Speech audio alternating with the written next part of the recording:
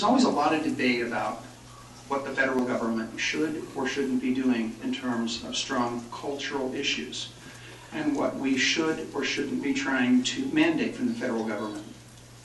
Could you please tell us what kind of a cultural impact you think Congress has had that has been detrimental and has been positive, indicating what you might oppose and support with cultural issues?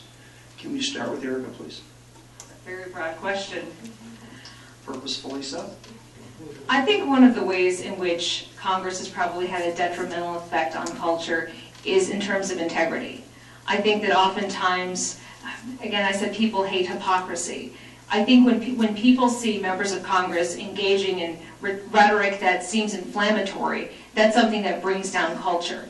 To give you a specific example, one of the issues that I'm very involved in is preventing youth violence and bullying. And I talk to young people about engaging in discourse in a way that still respects the other person. When you turn on television, you see people denigrating other people and saying, you must hate America, or something like that. It doesn't really provide young people with a positive role model and something to aspire to.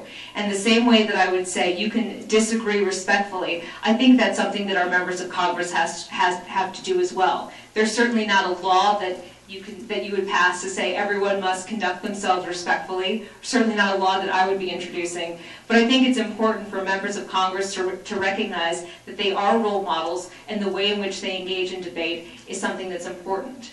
I think also on the issue of foreign policy and service, members of Congress have set a good example. I think right after 9/11, the image of members of Congress standing together on the Capitol steps and singing "God Bless America" together was something that was very inspiring. It communicated to people in a very visual, symbolic way that although there are things that divide us, we are strengthened by the things that unite us. And it taught us that we can put things aside and we can treat people with kindness and respect, and we can recognize that we are unified in standing upon our fundamental freedoms and principles. And I think that visual is something that we should aspire to each and every day. Rodney? Erica, you're right. That was when Congress's approval rating was a lot higher than 9%. I'm not saying we need another one of those September 11s. Don't get me wrong. Crucially, what we have to do is we have to engage. Erica's right. We have to create a public discourse that says, this is how Washington is going to solve problems. All we hear right now, and the reason why Congress is at 9% approval rating, is because Americans, all of you, if I polled you out in this audience, you'd probably be about 9% too. But it's because all they hear is the bickering and the fighting. I'd like to work in a bipartisan way to make sure that we address cultural issues by ensuring that we change the way Washington operates. Let's convince them that our conservative principles, lower debt, no debt, less spending, lower taxes, is a way to help everybody be empowered. And I think if we reach out into our communities here in the 13th District, regardless of where they're at, urban areas, rural areas, we can all find common ground. And when we do, that's how we're going to solve some of the cultural problems in this country. Erica mentions bullying. Bullying happens at every single school, workplace, and even playground. And you know what? It does need to be addressed. And we need to make sure that the states and the school boards have the local control, that we don't have a federal solution to address problems that should be and could be addressed at the state level. We've all seen what the federal government addressing the healthcare issues in this country has given us. Let's make sure that we keep moving forward, and that's how we address the cultural problems. Sure.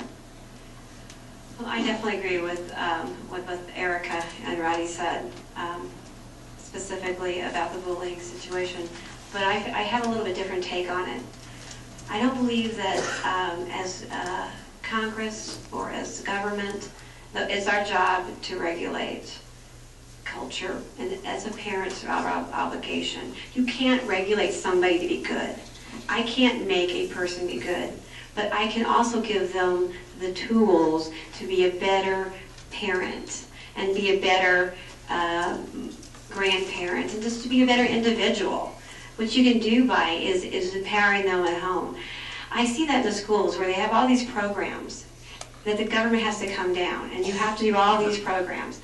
And I'm not saying that the programs are bad in that sense, but what I'm saying is we don't need any more regulation. We don't need to regulate culture. We need to go up there, like these two said, and we need to be honorable people. We need to go up and show that we have honor and we have principles, and then we do the right thing. It is so disgusting so many times seeing the things that come up on both sides of the aisle. We have known people who have left office for very slimy reasons, and I won't go into detail. We all know what I'm talking about.